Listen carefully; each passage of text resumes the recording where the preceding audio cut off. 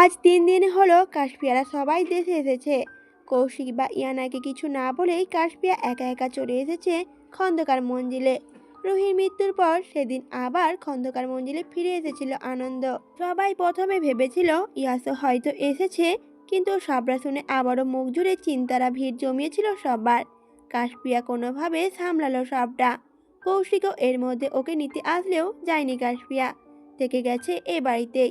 সারাদিন কাটাতো কাশপিয়ার মমির সাথে কথা বলেই, কিন্তু মমিটাও হুট করে কোথায় যে হারিয়ে গেল কাশপিয়ার ভয় হলো। এক তো ইয়াসকে না বলে মমিকে নিয়ে এসেছে, আবার হারিয়েও ফেলেছে। এসব শুনলে ইয়াস নিশ্চয়ই ছেড়ে দেবে না ওকে।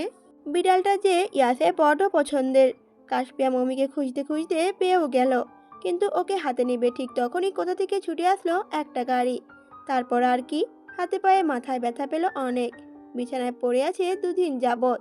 সিমির মুখে শুনেছিল ইয়াস নাকি আসবে বলেছে, কিন্তু 2 দিন হয়ে গেল এখনো আসার নাম নেই ওনার। কাশপিয়ার ভিতরটা পুড়ছে, কষ্ট হচ্ছে খুব। বারবার মনে হচ্ছে ইয়াস ওকে আর ভালোবাসে না আগের মতো। কাশপিয়া শুয়ে আছে বিছানায়, মমি বসে আছে ওর পাশেই, কেমন করে তাকিয়ে আছে কাশপিয়ার মুখের দিকে। কাশপিয়া ঠোঁটের কোণে হাসি টানল, মমির গায়ে হাত বুলিয়ে বলল, কি হলো মমি, তো তিতা কলাম মালিকটাকে মিস করছিস বুঝি? ওই লোক তো আমাদের মিস করে না, তুই কেন মিস করবি? মালিকের জন্য বেশি মন খারাপ হলে আমি কিন্তু তোকে রাস্তায় ছেড়ে আসবো। কাশপিয়া একদম শান্ত কণ্ঠে শাসালো মমিকে। মমি যেন কিছু বুঝলো, তাই হেঁটে গিয়ে কোলের ওপর বসলো কাশপিয়ার। কাশপিয়া কিছুক্ষণ মমির দিকে তাকিয়ে হাত বুলিয়ে দিল ওর গায়ে। মমিও ঘাপটি মেরে বসে রইল ওর কোলে। অনেক চেষ্টার পর চোখের পাতাটা মাত্রই লেগে এসেছিল কাশপিয়ার। কোনো কিছু আওয়াজে চোখ খুলে তাকালো সে। জানলার দিকে চোখ যেতেই দর পড়িয়ে উঠল বিছানা থেকে। চিৎকার দিয়ে ডেকে উঠল ইয়াসকে। কাশপিয়ার গলা আওয়াজ কানে পৌঁছে আসতেই ড্রয়িং রুমে বসে থাকা সবাই ছুটে এলো। সুফিয়া বেগম সহ বাকিরাও দৌড়ে এসেছেন ইয়াসের রুমে। বৌমার পাশে বসে মাথায় হাত বুলিয়ে দিলেন সুফিয়া বেগম। উদ্বিগ্ন হয়ে বললেন ওকে, কি হয়েছে মা, পায়ে ব্যথা পেয়েছিস? কি লাগবে আমাকে বল। তবে কোনো কথা নেই কাশপিয়ার মুখে। ও তো এখনো এক ধ্যানে তাকিয়ে আছে জানলার দিকে। উজ্জ্বল লক্ষ্য করলো বিষয়টা। কাশপিয়ার মুখের দিকে তাকাতেই কপালে ভাঁজ পড়ল ওর। মেয়েটা এমন ভয় পেয়ে আছে কেন? কি এমন দেখেছে যে এভাবে ভয় পাচ্ছে? কৌতূহলী হয়ে উজ্জ্বল জিজ্ঞেস করলো, জানলার দিকে ওভাবে তাকিয়ে কি দেখছো কাশপিয়া? কি দেখে ওভাবে চিৎকার দিয়ে উঠলে তুমি? কাশপিয়া তখন ভয় মিশানো গলায় বলল, ইসান ভাইয়াকে দেখেছি মাত্রই। ও কেমন করে তাকিয়েছিল আমার দিকে। আমার ভয় লাগছে ভাইয়া, আমি চলে যাব এখান থেকে। কথাগুলো বলে থামলো কাশপিয়া। বুকটা ধুকপুক করছে এখনো, কেমন ভয় ভয় লাগছে ওর। ইসান এখানে কেন আসলো? ওর রুমেই বা কেন ওকে ঝুঁকি মারলো? কত শত ভাবনা কাশপিয়ার মাথায়। ইসানের নামটা শোনা মাত্রই সুফিয়া বেগমের মুখে কেমন অন্ধকার ঢেকে গেছে। হয়তো খুশি হননি এই নামটা শুনে। রুহির মৃত্যুর পর থেকে দেখা নেই ইসানের। এমনকি 3-4 দিন আগে থেকেই বাড়িতে ছিল না সে। তারপর থেকে আর দেখা হয়নি ইসানের সাথে। তারপর ইয়াসের কথায় আর ইসানে বেপাত্তা হয়ে যাওয়ায় দুয়ে দুয়ে চার মেলাতে খুব একটা সময় হয়নি সুফিয়া বেগমের। সেদিনের পর থেকেই তীব্র ঘৃণা জমেছে ওনার ইসানের প্রতি। ওর কথা মাথায় আসলেই বারবার মনে পড়ে উজ্জ্বলের সেদিনে বলা কথাটা। উজ্জ্বল বলেছিল, যেদিন ওনার বা বাড়ি কারো বিরাট বড় কোনো ক্ষতি করবে ইসান, সেদিনই বুঝবেন দুধ গলা দিয়ে কালসাপ পুষেছিলেন তিনি। অবশেষে উজ্জ্বলের কথাই সত্যি হলো। ফুলের মতো মেয়েটাকে ইসান মেরে ফেলেছে।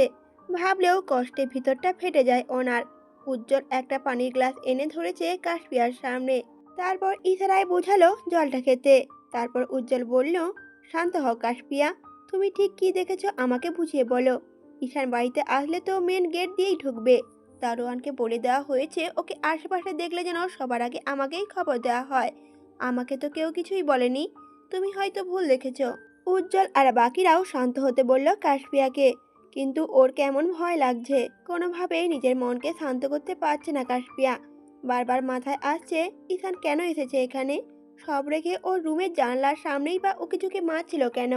কাশপিয়া আস্তে ধীরে বিছানা থেকে উঠতে চাইলে পায়ের অসহ্য ব্যথায় চোখ মুখ কুঁচকে বসে পড়ল আবারও। পায়ে হাত দিয়ে কান্না করছে কাশপিয়া।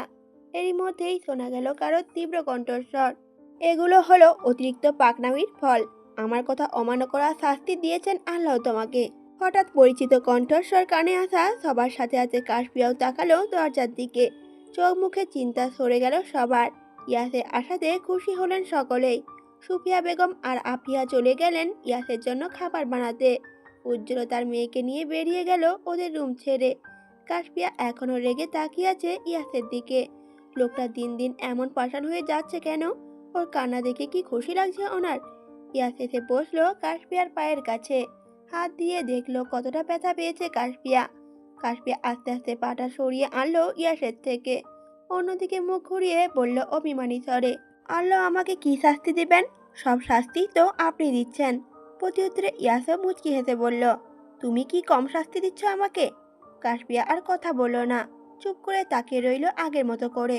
ইয়াস এগিয়ে আসলো কাশপিয়ার কাছে।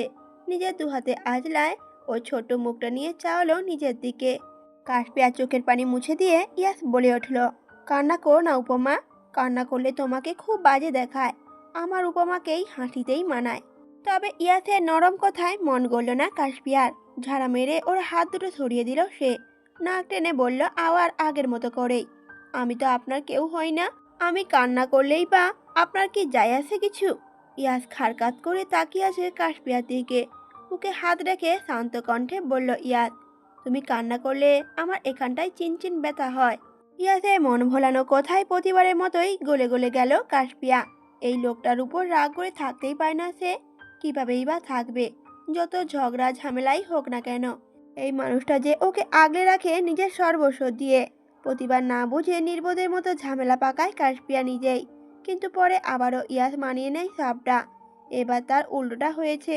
ইয়াস ওকে বুঝাবে তো দূরের কথা, কথা পর্যন্ত বলেনি। হয়তো কাশপিয়ার কাজে রেগে গিয়েছিল খুব, তাই তো এত অভিমান জমেছে ওর। ইয়াস কাশপিয়ার হাত ধরে নিজের কাছে নিয়ে এলো। কাশপিয়ার নরম সুন্দর হাতটাতে চুমু দিল পরপর কয়েকটা। কাশপিয়ার রাগ কমলেও বুঝতে দিল না তা। এক ঝটকায় নিজের হাতটা ছাড়িয়ে নিল ইয়াসের থেকে। তারপর অন্যদিকে মুখ ফিরিয়ে বলল কাশপিয়া, চলে যান এখান থেকে।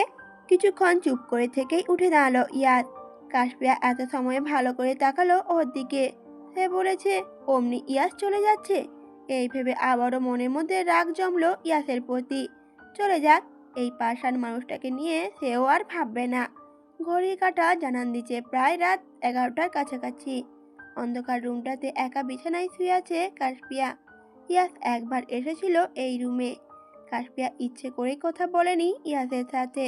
তখন ওভাবে চলে যেতে বলায় হয়তো রাগ হয়েছে, তাই এখনো পর্যন্ত কথা বলেনি ওর সাথে। না বললে না বলুক, কাশপিয়াও ভাববে না ইয়াসকে নিয়ে। পাশ ফিরে তাকাতেই কারো উপস্থিতি টের পেল কাশপিয়া। বিকেলের ঘটনাটা আবারও মাথাচাড়া দিয়ে উঠল। ভয়ে চিৎকার দিতে নিলেই কেউ আঁকড়ে ধরল ওর কাঁপা কাঁপা ঠোঁট জোড়া। প্রথমে ভয় হলেও পরে আবার মানুষটার গভীর আলিঙ্গনে শান্ত হলো কাশপিয়া। পরিচিত পারফিউমের গন্ধ চেনা স্পর্শে বুঝতে বাকি নেই মানুষটা ইয়াস। উঠে গিয়ে লাইট অন করলো ইয়াস। কাশপিয়ার কাছটা এসে বলল, ভয় কিসের উপমা? তোমাকে ছোঁয়ার সাহস অন্য কারো আছে? তোমার রুমে আমি ব্যতীত আর কে আসবে? কাশপিয়া কিছুক্ষণ তাকালো ইয়াসের দিকে। কি যেন হলো ওর। নিজের সবটুকু ভর ছেড়ে দিল ইয়াসের ওপর। ইয়াস হয়তো জানে না বিকেলের ঘটনাটা। কাশপিয়াও আর বলবে না ভেবেছে, নইলে শান্ত বাড়িটা মাথায় তুলবে এত রাতে ইয়াস। কাশপিয়াকে বুকে টেনে নিল ইয়াস। হাত বুলিয়ে দিল ওর মাথায়। আলতো করে চুমু দিল ওর পুরো মুখে। ওদের রুমের দরজার সামনে দিয়েই হেঁটে যাচ্ছিল উজ্জ্বল। অনবরত ডেকে যাচ্ছে ইয়াসকে। ইয়াসের কানে আসলো উজ্জ্বলের গলার আওয়াজ। মনে হলো কোনো দরকারেই ডাকছে। তাই ইয়াস মিষ্টি হেসে উপমাকে বলল, আসি উপমা, ঘুমাবে না একদম। আজকে সারা রাত গল্প করব আমরা। কথাটা বলেই উঠে পা বাড়ালো চলে যাবে বলে। ইয়াস দরজার সামনে যেতেই ডেকে উঠল কাশপিয়া। শুনুন। ঘুরে তাকালো ইয়াস। কাশপিয়ার কাছে এসে জিজ্ঞেস করলো ওকে, কি হয়েছে? কিছু বলবে? কিছু লাগবে? ওয়াশরুমে যাবে? কাশপিয়া বলল, না। ইয়াস প্রতি উত্তরে বলল, তাহলে? কাশপিয়া কিভাবে কথাটা বলবে বুঝতে পারল না। নিজের পরনে থাকা এলোমেলো শাড়িটার দিকে তাকিয়ে পরে আবার ইয়াসের দিকে তাকালো। ইয়াসও হয়তো বুঝতে পারল কাশপিয়া কি বলতে চাচ্ছে। তাই কাশপিয়ার কাছে এসে জিজ্ঞেস করে উঠল, চেঞ্জ করিয়ে দেব? কাশপিয়া মাথা উপর নিচ নাড়ালো, যার উত্তর হ্যাঁ। ইয়াস কাবার থেকে একটা জামা বের করে নিয়ে আসলো। সুন্দর মতো পরিয়ে দিল কাশপিয়াকে। বারবার কল আসছে ইয়াসের ফোনে। হয়তো উজ্জ্বল কল দিচ্ছে, এখন ওকে যেতে হবে এখান থেকে। তাই যাওয়ার আগে বলে গেল কাশপিয়াকে কোনো দরকার পড়লেই যেন কল দেয় ওকে। বাধ্য মেয়ের মতো ইয়াসের কথায় মাথা নাড়িয়ে তাই জানালো কাশপিয়া।